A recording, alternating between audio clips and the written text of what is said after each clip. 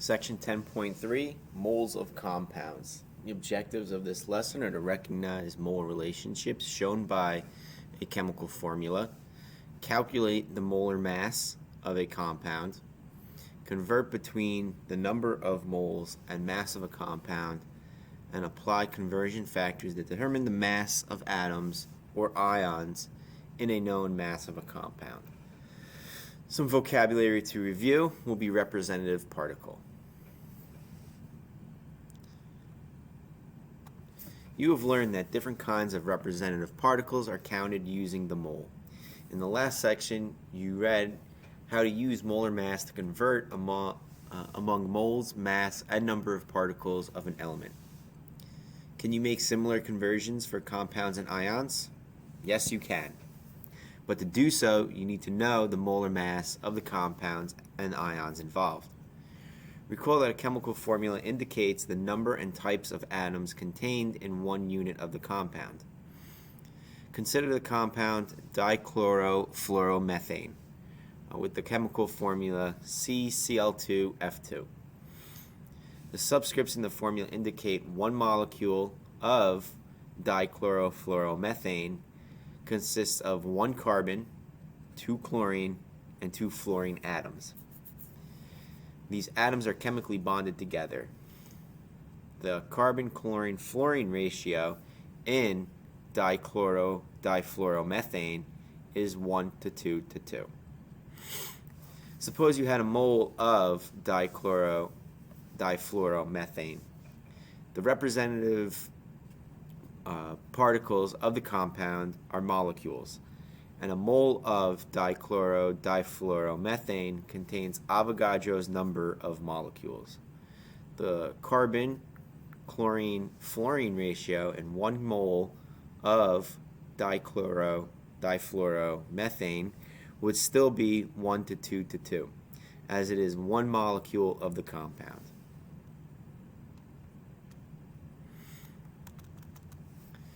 Figure 10.9 illustrates this principle for a dozen dichloro-difluoromethane molecules. Check for yourself that a dozen dichloro-difluoromethane molecules contains 1 dozen carbon atoms, 2 dozen chlorine atoms, and 2 dozen fluorine atoms.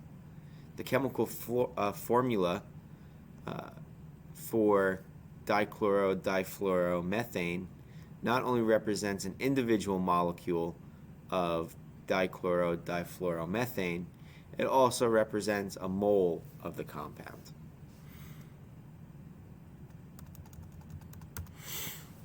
In some chemical calculations, you might need to convert between moles of a compound and moles of an individual atoms in the compound. The following ratios or conversion factors can be written for use in these calculations for the molecule dichloro-difluoromethane. Here we have the ratios that 1 mole of carbon atoms can be found in 1 mole of dichloro-difluoromethane, or that 2 moles of chlorine atoms can be found in 1 mole of dichloro-difluoromethane, or that 2 moles of fluorine atoms can be found in 1 mole of dichloro-difluoromethane. To find out how many moles of fluorine atoms are in 5.50 moles of freon, I guess that's what dichloro-difluoromethane is, you multiply the moles of freon by the conversion factor relating moles of fluorine atoms to the moles of freon. And again, freon looks like it's going to be dichloro-difluoromethane.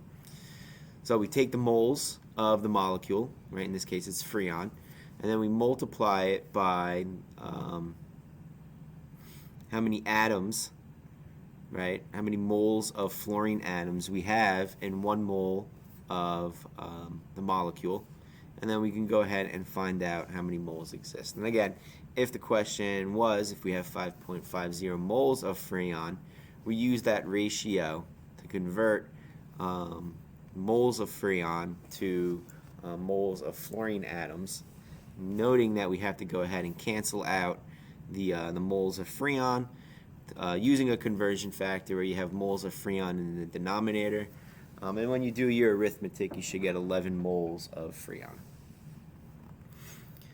Conversion factors such as the ones just used for fluorine can be written for any element in a compound.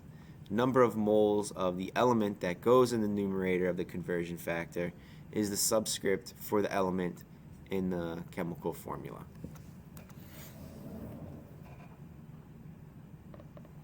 Let's go ahead and take a look at example problem 10.6, mole relationship from a chemical formula.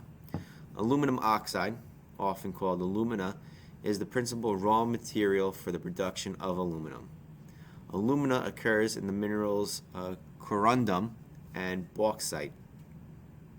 Determine the moles of aluminum ions in 1.25 moles of alumina.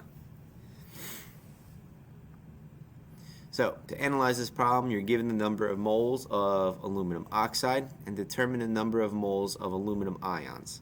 We're going to use conversion factors based on the chemical formula that relates the moles of aluminum ions to the moles of aluminum oxide. Every mole of aluminum oxide contains 2 moles of aluminum ions. Thus, the answer should be 2 times the number of moles of aluminum oxide. What we do know here is the number of moles of aluminum oxide, which is 1.25. But what we want to know is how many aluminum ions exist there. So we're going to use the relationship that 1 mole of aluminum oxide contains 2 moles of aluminum ions to go ahead and write ourselves a conversion factor. And this conversion factor should be 2 moles of aluminum ions over 1 mole of aluminum oxide. To convert the known number of moles of aluminum oxide to moles of aluminum ions, we're going to go ahead and multiply the conversion factor by the ions to moles ratio.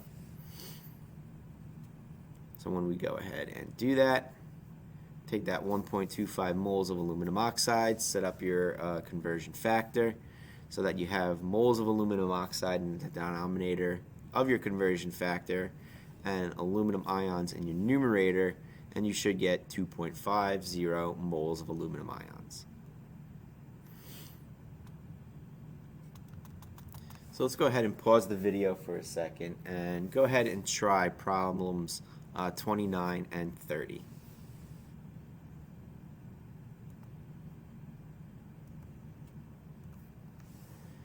Here are your answers to 29 and 30.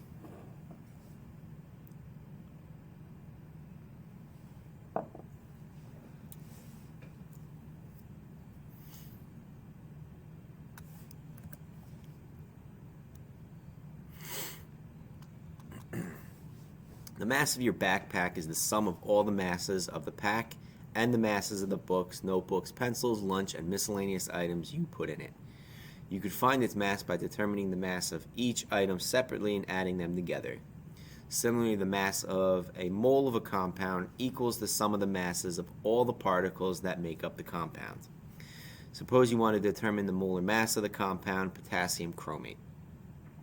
Start by looking up the molar mass of each element in potassium chromate, then multiply each molar mass by the number of moles of that element in the chemical formula. Adding the masses of each element yields the molar mass of potassium chromate. And again, you can use, p-table to go ahead and find the molar masses of these elements. It won't tell you the molar mass of all compounds, but all compounds are made of elements, and you can use the periodic table to find the atomic masses. So if we're looking at potassium chromate, we're dealing with 2 moles of potassium. So we're going to set up the conversion factor of molar mass with mass in the numerator and moles in the denominator. And you're going to do that for not only potassium, but chromium and oxygen. And just note that those numbers, 2 moles, 1 mole, 4 moles, can be found from the chemical formula of potassium chromate. The molar mass of a compound demonstrates the law of conservation of mass. The total mass of the reactants that react equally equals the mass of the compound formed. So let's go ahead and take a second. Go ahead and pause the video and let's try practice problems 34 and 35.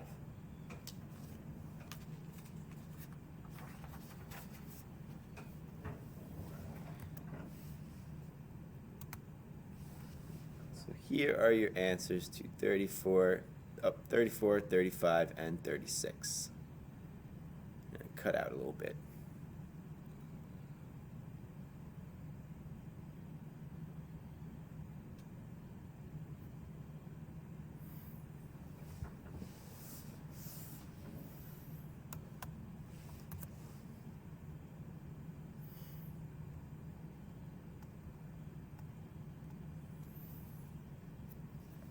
Suppose you need to measure a certain number of moles of a compound for an experiment.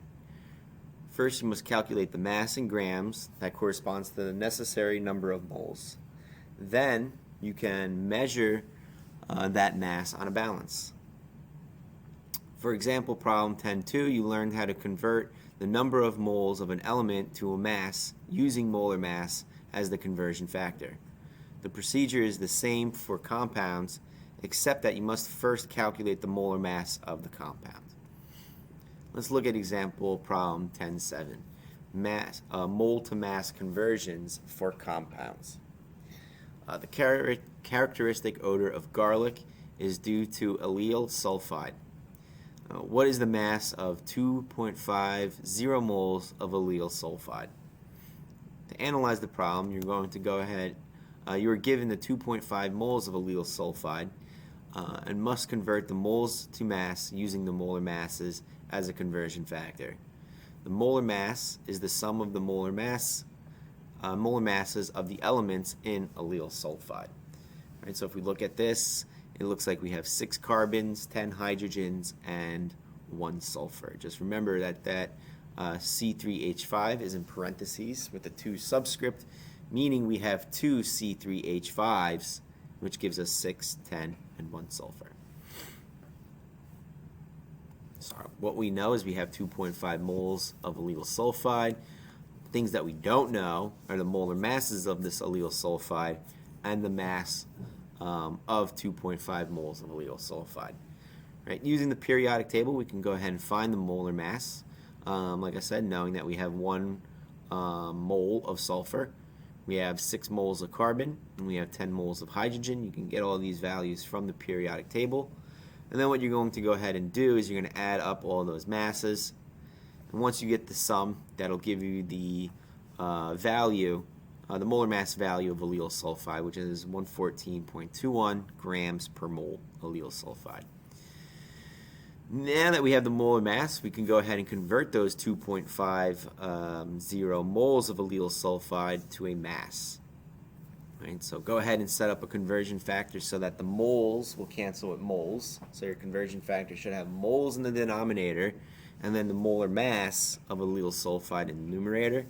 And once your units cancel out, you just kind of do your arithmetic. Multiply the 2.5 against the 114.21 grams, and you get 286 grams of allyl sulfide in 2.5 moles. So let's go ahead and take a second, pause the video, and try practice problems 37 and 38.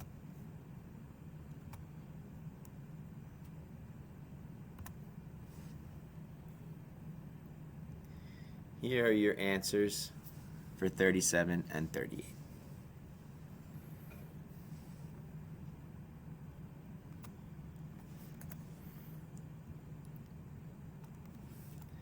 Imagine that an experiment you are doing in the laboratory produces 5.5 grams of a compound.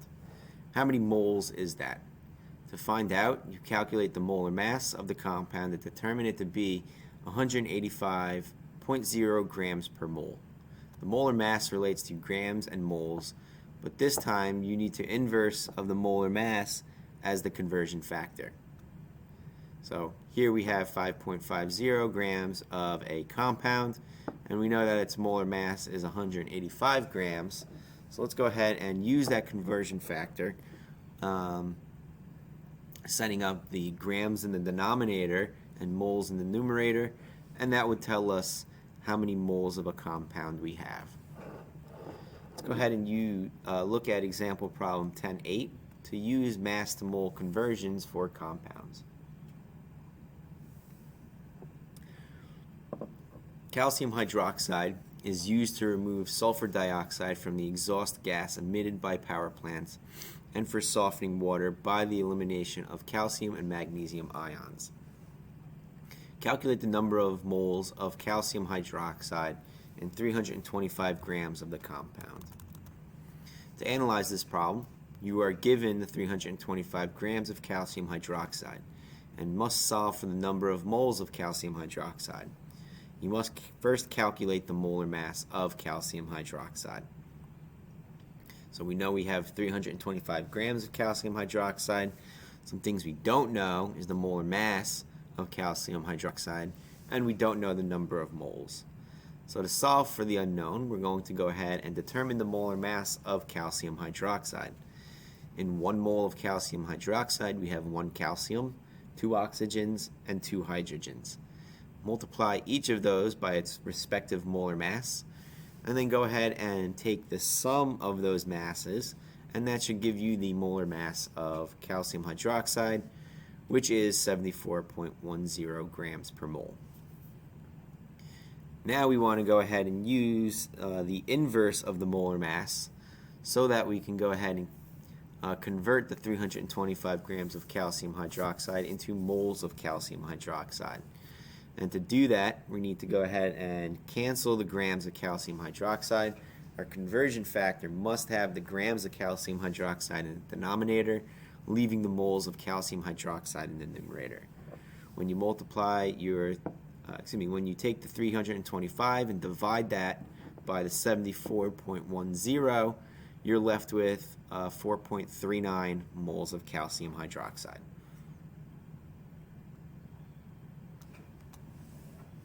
All right, let's go ahead and pause the video and give 40 A, B, and C a try.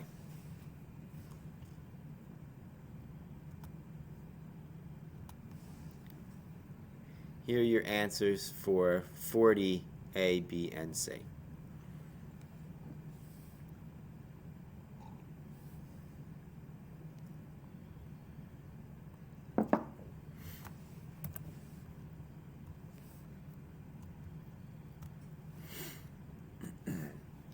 Example problem 10.8 illustrated how to find the number of moles of a compound contained in a given mass. Now you will learn how to calculate the number of representative particles, molecules or formula units contained in a given mass, and in addition the number of atoms or ions. Recall that no direct conversion is possible between mass and number of particles. You must first convert the given mass to moles by multiplying by the inverse of the molar mass. Then you can convert moles to the number of representative particles by multiplying by Avogadro's number. To determine number of atoms or ions in a compound, you will need conversion factors that are ratios of the number of atoms or ions in the compound to 1 mole of compound. These are based on the chemical formulas. Example problem 10.9 provides practice in solving this type of problem. So let's look at example problem 10.9, conversion from mass to moles to particles. Aluminum chloride is used in refining petroleum and manufacturing rubber and lubricants. A sample of aluminum chloride has a mass of 35.6 grams. Let's go ahead and A, how many aluminum ions are present, B, how many chloride ions are present, and C, what is the mass in grams of 1 formula unit of aluminum chloride. To analyze this problem, you are given 35.6 grams of aluminum chloride and must calculate the number of aluminum ions, the number of chloride ions, and the mass in grams of 1 formula unit of aluminum chloride. Molar mass, Avogadro's number, and ratios from the chemical formula are the necessary conversion factors. The ratio of aluminum ions to chloride ions in the chemical formula is 1:3. Therefore, the calculated numbers of ions should be in the same ratio. The mass of 1 formula unit in grams will be an extremely small number. So what we know is that we have the mass of aluminum chloride, which is 35.6 grams, but what we don't know is how many ions of aluminum, how many ions of chloride exist, and we don't know the formula, the mass of the formula unit of aluminum chloride.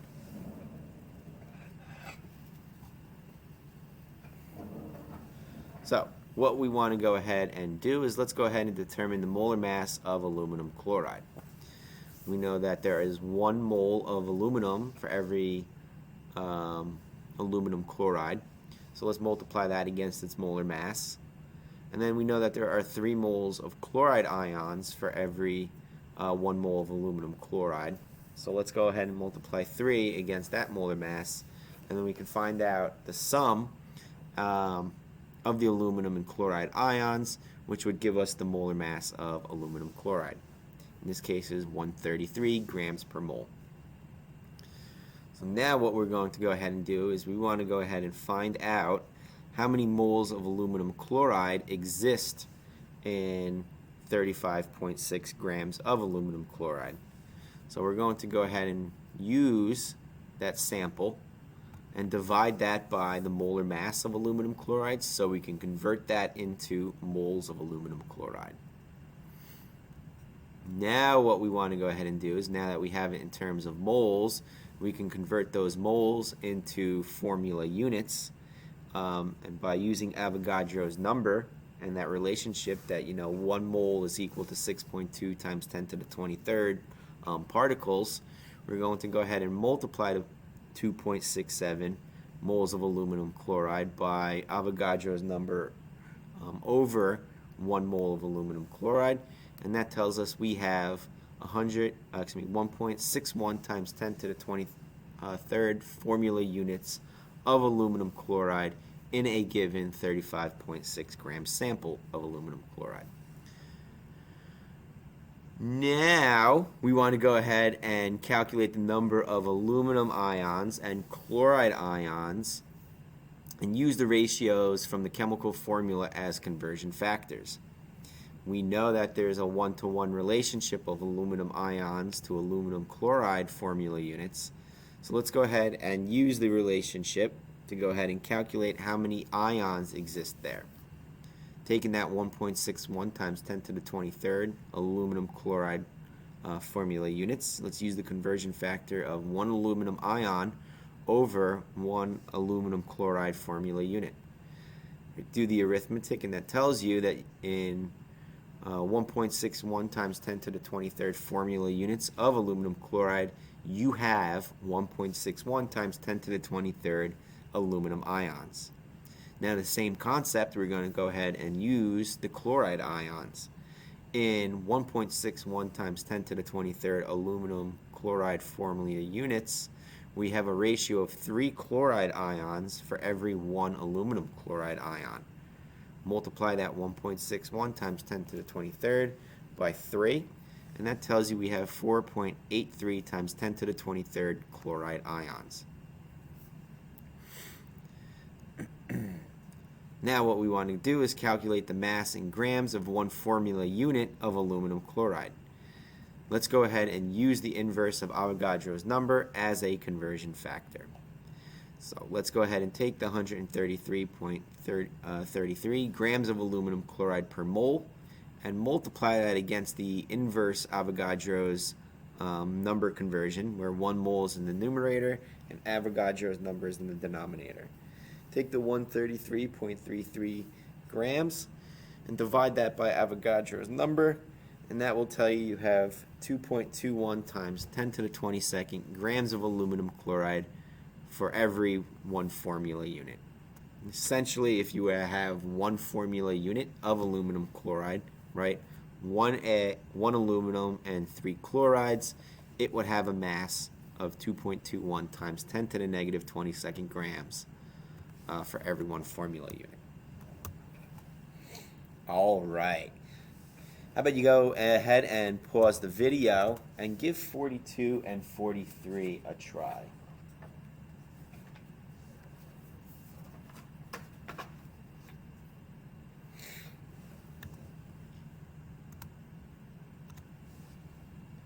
So here are your answers to 42.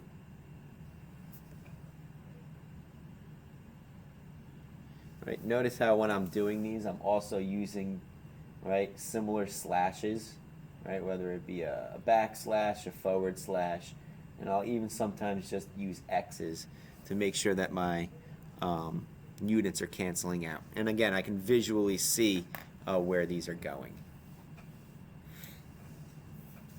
And here is 43.